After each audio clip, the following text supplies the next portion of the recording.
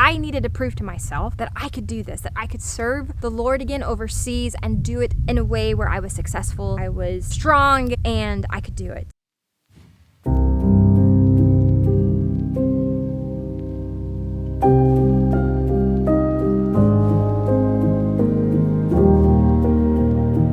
I'm waiting on what we are going to do, if we are going to stay within the nation that we are serving and wait the 3 months until I could get trauma help, and if that was a good option for me, or was the Lord going to take us back home?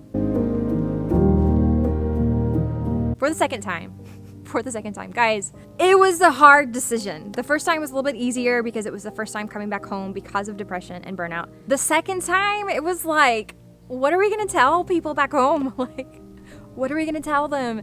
And oh my goodness, the Lord used it to definitely test my heart, Josh's heart, of why we even serve the Lord in the first place. Again, for the second time, but also testing our hearts of, are we going to just please others and please those that have chosen to support us? Are we going to be afraid of their opinion about us? Having tried this out a second time and it not working, it was a really hard decision. And I was going back and forth. I did not want to disappoint my husband. Oh my goodness, because he was doing some really great work where we were serving. He was able to use his skills, and I just felt like the bad guy in his life all of a sudden because I was struggling again. And I didn't know what to do. Though I was like doing my best to do what I could do. You know, went to a therapist, I tried medication, and then now I was just like, I'm just gonna stay in my apartment and hide for 3 months until I get more help. But that wasn't good at all because, again, like I said before, we were living in a high rise. That wasn't healthy for me at all. 2 things happened. COVID enters the mainstream media. So this is the year 2020. COVID enters the mainstream media. It's becoming a thing. It's still kind of early of how much of a threat it was going to be. And we're abroad. We are living in another country. And this threat of a global pandemic was starting to begin. That did not help anything at all. So as I'm waiting on what Josh and I need to do, now we're struggling with something like this. And I was like, this is not good. This is not a good part of the equation of what I'm going through. That adding that in was not good. It's not healthy. And not only that, but I was cleaning our apartment, trying to, have some type of purpose while we were there. I'm going to be a good housewife.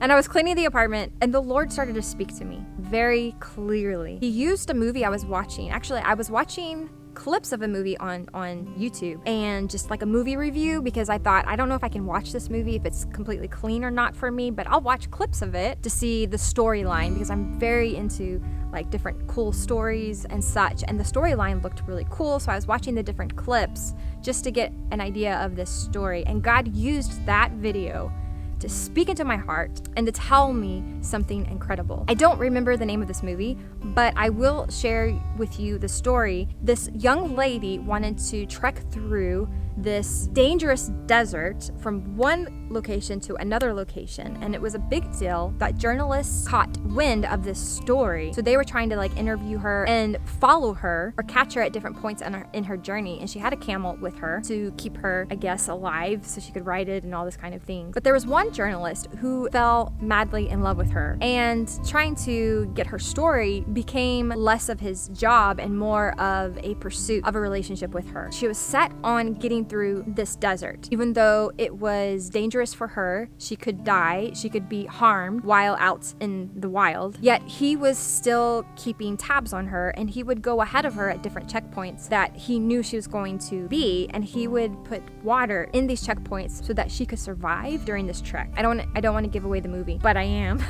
So that you could understand. Eventually, she does make it through. When she does, he meets her at the end. And she essentially had to do this to prove to herself that she could. It goes really deep of why we do crazy stuff. But as I was watching this, the Lord just spoke to me, and he said, Amanda, this venture overseas that you are doing is your desert journey to prove to yourself that you can do it. and to prove to yourself other things, because I was trying so hard to be better before we left. I was trying so hard to be healthy, so hard to be at the place I was before we ever served overseas, to have that energy level, to have the ability to live life the way I did before I burned out. So it was like I needed to prove to myself that I could do this, that I could serve the Lord again overseas and do it in a way where I was successful, I was strong, and I could do it. The Lord was showing me that He allowed us to go overseas. He allowed it so that I could come to a place of realizing that He would be with me the whole time, and He was. He would be with me throughout the whole journey. He would never abandon me. He would provide for me what I needed at different points in the journey, even though it was very unbearable. And then He would be there at the end to meet me, to say, all right, I'm here to rescue you, because now you are aware that you're doing this for me and you don't have to. Prove that you love me this way. This is what the Lord was saying to me. He was like, Amanda, you don't have to do this to prove anything to me or to gain anything from me, because I've already given it to you and I know that you love me. And then He said that He was going to rescue me out of the situation that I was in. I had hope for the first time. And I smiled, and I knew if the Lord said He was going to rescue me out of the situation, I knew it would be soon. It would be immediate. And all I had to do was just to wait and trust Him.